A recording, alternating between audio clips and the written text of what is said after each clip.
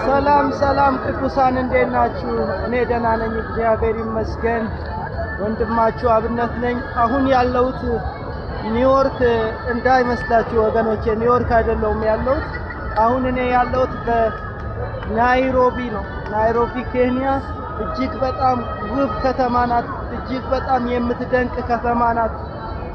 ውስጧም ውጭዋም ያማረ ማለትም ከተማዋም ያማረ የሰውም ልብ ያማረ ከተማ ነው እና እጅግ በጣም የተባረኩ ህዝቦች ናቸው።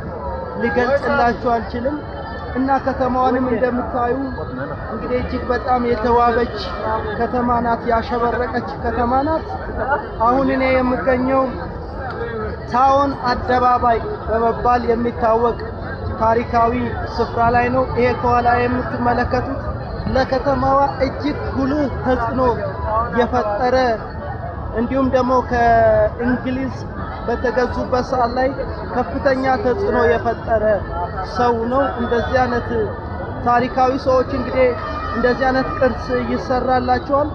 እንዲሁም ደግሞ ከልዩ ልዩ ሀገር ከልዩ ልዩ ቦታ የመጡ ሰዎች በአብዛኛው በዚህ ስፍራ ላይ በመዝናናት ጊዜያቸውን ያሳልፋሉ። እንደምትመለከቱት እንግዲህ ማንም የማንም ጉዳዩ አይደለም። ሁሉም የራሱን ይሮጣል፣ ሁሉም የራሱን ይዝናናል፣ ሁሉም የራሱን ጉዳይ ያከናውናል።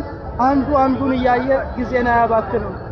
ስለዚህ ከዚህ ከናይሮቢ የምንማረው አንድ 3 ነገሮች አሉ።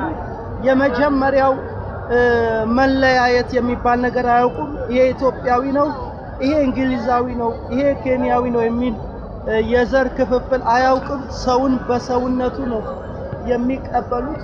ሁለተኛ ደግሞ በራሳቸው ጉዳይ ላይ ነው የሚያተኩሩት። አያቱ ማን ነው? አክስቱ ማን ነው? የት ነው ያደገው? ምን ያክል ነው የተማረው? ምንም የሰው ታሪክ ማየት አይፈልጉም። በሚያገባቸው ጉዳይ ላይ ነው የሚያተኩሩት። ይሄ እጅግ በጣም ደስ የሚያሰኝና የተመሰገነ ባህሪያቸው እኔ ከነሱ የተማርኩት ነው። ሶስተኛ ደግሞ ከናይሮቢ የምንማረው ነገር ቢኖር